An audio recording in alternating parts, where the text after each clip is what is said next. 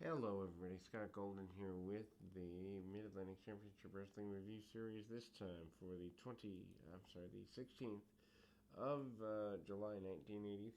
We continue to move through. I'm up watching 85 at the moment, but my schedule is chaotic, and an emergency move may be coming in the next month or two. So don't exactly know when things will get updated, but it's here. Anyway, Bugsy McGraw against Joel Keaton opening the show.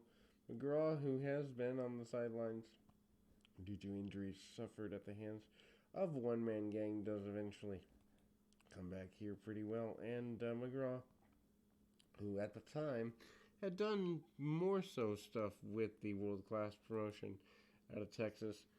Punch Kick Deaton has been here a time or two before, not exactly a known individual in the area at the time, although, becoming more of an enhancement talent around the run. McGraw have been around for a while, punch kick and basic maneuvers, hitting the splash, and then Jimmy Valiant promising to run the One Man Gang and Kabuki both out of town, basically saying he wants to clean things up around there. One Man Gang is in a uh, challenge match. John Bolton, Gang in a black singlet. Gang has many singlets. That is notable.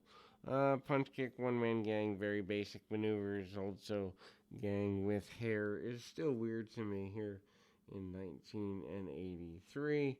And he manages to lead the House of Humperdinck back in the direction they want to go. Gang powers him up with some choke slams along or some double-handed chokes, and then the big splash. Humperdinck basically says no one's going to run the one-man gang out, and there is note that many times, almost every time, that people try to slam the one-man gang, it is the nature of the beast that Oliver Humperdinck and or associates get involved. And then we go to Dory Funk Jr., who's still your Mid-Atlantic champion, managed by none other than Paul Jones, and is still your, as mentioned, Mid-Atlantic champion, although they seem to have dropped the $100,000 challenge. Maybe that didn't seem realistic. Mike Davis, who's been an enhancement talent around here for at least a year, if not a little longer, on and off, has certainly worked his way up to be able to be in a position to face off against Dory Funk Jr. Works over the arm a little bit there. Funk Jr. takes him down, and of course, as the former NWA champion, obviously much better on the mat. Funk also known for the European uppercuts, getting him where he wants to be, but not exactly getting everything he wants out of things. House show style match there.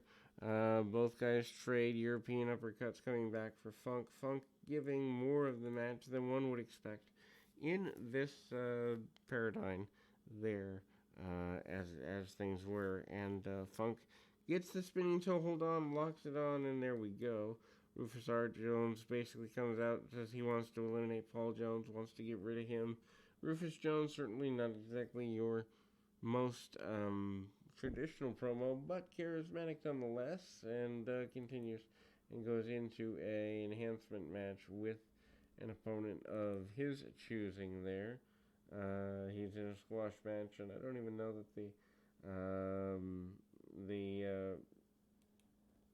Bob Caudle or anyone else really mentions the name of the opponent. Not that it really matters because it's a one-sided squash. And a basic match, as it were. Punch kick, and Jones kind of around with some arm drags. Eventually does get a victory.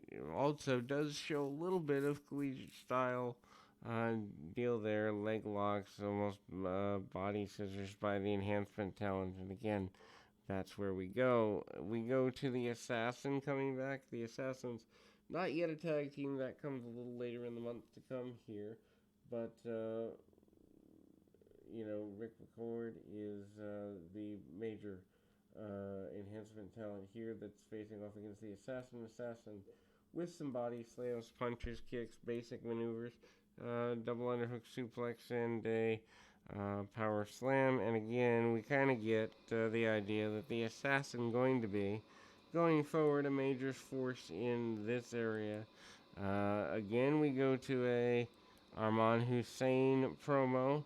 Hussein was sent back to Africa, even though born to an American mother and basically raised as an African Muslim. He plays the race card a little bit here in 1983, saying that black men in America have been weakened and dumbed down.